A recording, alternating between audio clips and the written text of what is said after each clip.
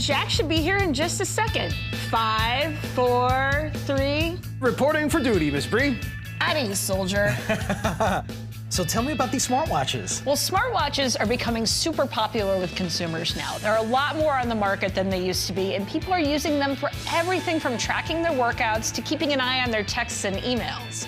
And here at Consumer Reports, we need to test those features to make sure that they're both accurate and easy to use.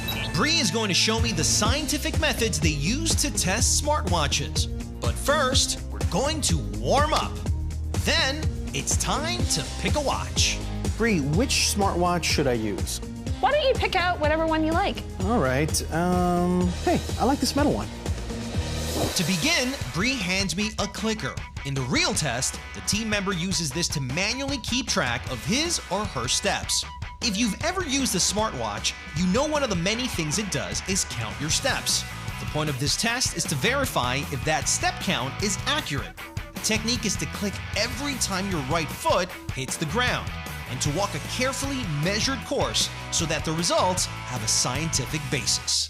So how do smartwatches actually record steps? Well, they use an accelerometer to track your movement and figure out exactly how many steps you're taking. Are smartwatches that accurate? Yeah, I mean, they've gotten better over the years, that's for sure. They all use pretty much the same kind of technology, and in our testing, we found that even the most basic smartwatch can be really good at tracking steps. Bree says the step test is repeated multiple times by 4 different testers to verify results. Once all those numbers from both the smartwatch and clicker are collected, the data is analyzed and they grade each device's performance. But the step test isn't the only way they put smartwatches through their paces. In the second test, team members put on a heart rate monitor like this. So this is our top-rated consumer heart rate monitor. This is going to allow us to check the accuracy of that smartwatch you're wearing. I love exercising on a stationary bike, but when the test team sits in the saddle, the first thing they do is check their resting heart rate. Then, the tester pedals to get his blood flowing, comparing the smartwatch measurement to the heart rate monitor at 110, 130, and 150 beats per minute. When you're up at 150, that's a pretty vigorous workout. So how does a smartwatch measure heart rate? Well, smartwatches use a technology called photoplethysmography. Say what again? Yeah, it's basically the green light on the back of the watch. Ah. Yeah, they use that to detect blood flow, and from that, the watch can calculate your heart rate. Ah, that's great. So what do we learn from all this testing? What makes a smartwatch really good?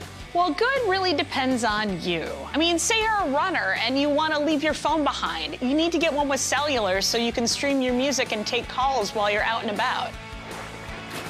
And say, hey, you're a swimmer. You need something that's both swim-proof and has the apps for tracking strokes that you need. We test watches to make sure that they will survive that dunk in the pool.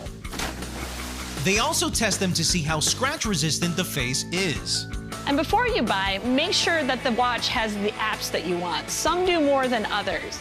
Bree, there's a family that wants to ask a question. Let's ask CR. Okay. Hey Jack, my name is Juliana, and I really like my fitness tracker, but I was wondering what the difference between a smartwatch and a fitness tracker was. We define smartwatches as devices that can take third-party apps.